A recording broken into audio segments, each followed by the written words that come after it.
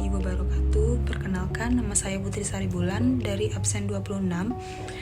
Saya akan membuat video dari mata kuliah akuntansi perbankan dengan materi deposito. Yang pertama yaitu pengertian deposito. Dalam Undang-Undang Nomor 10 Tahun 1998, deposito adalah simpanan yang pengambilannya hanya dapat dilakukan dalam batas waktu tertentu sesuai dengan perjanjian yang telah dilakukan antara pihak bank dan nasabah atau calon nasabah.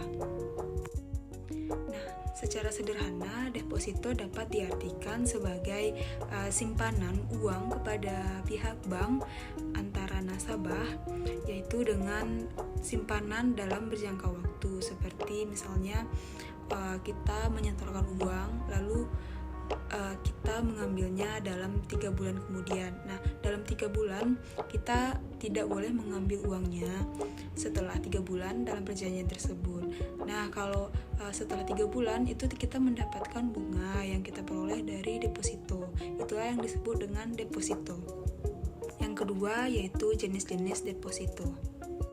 Yang pertama yaitu deposito berjangka. Deposito berjangka adalah deposito yang memiliki jangka waktu, misalnya dalam 1 sampai 24 bulan, yaitu dengan jangka waktu yang telah disepakati. Biasanya dilakukan oleh perorangan ataupun lembaga. Yang kedua yaitu deposito sertifikat. Deposito sertifikat ini dicairkan dalam bentuk sertifikat. Nah, deposito sertifikat ini dapat dipindah tangankan. Deposito sertifikat tidak berbentuk perorangan ataupun lembaga. Yang ketiga yaitu deposit on call. Deposit on call yaitu waktu yang digunakan itu relatif singkat, antara 7 hari hingga 1 bulan paling. Yang kedua yaitu perbedaan deposito dengan tabungan. Yang pertama yaitu dari jenis produk. Antara deposito dan tabungan yaitu tempat menyimpan uang dalam keseharian. Itu bunga yang didapatkan itu sedikit. Nah, kalau yang deposito itu berfokus kepada investasi. Investasi dalam deposito pun tidak mengandung risiko yang besar. Yang kedua yaitu dari segi fleksibilitas. Nah, kalau dalam tabungan itu kita dapat mengambil penyimpanan uang itu kapan saja. Nah, kalau dalam deposito itu kita pengambilan uangnya dalam jangka waktu tertentu sesuai dengan perjanjian di awal. Yang ketiga yaitu dari segi suku bunga. Suku bunga yang didapatkan dari tabungan itu biasanya relatif rendah, sekitar 3%. Atau dalam deposito itu mendapatkan bunga yang lebih tinggi, sekitar 5% ataupun 7%, tergantung dari bank yang kita gunakan dalam deposit. Yang keempat yaitu dari segi buku tabungan. Di saat kita menabung, kita mendapatkan buku tabungan dari bank. Nah, kalau di saat kita membuka deposit, itu kita mendapatkan billet sebagai tanda bahwa kita adalah pemilik dari simpanan deposit. Yang ketiga yaitu langkah dalam pembukaan deposit. Yang pertama yaitu nasabah datang ke kantor bank. Yang kedua yaitu customer service memberikan pelayanan berupa informasi-informasi yang akan diberikan kepada nasabah, memberikan persyaratan dan tanda tangan serta meminta calon nasabah untuk mengisi formulir. Serta yang ketiga, customer service menyerahkan aplikasi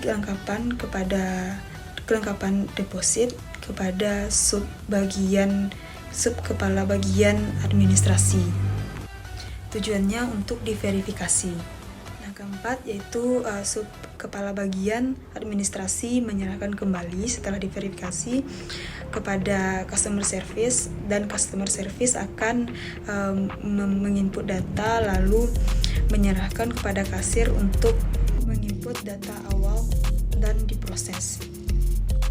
Yang terakhir adalah nasabah menyerahkan uang ke kasir dan mendapatkan billet. Ada beberapa cara dalam mencairkan deposito. Nah, yang pertama yaitu dengan cara online, yaitu hanya dengan aplikasi Yang langkah pertama itu kita download aplikasi, lalu masuk ke akun atau mendaftar, lalu kita memilih menu pencairan.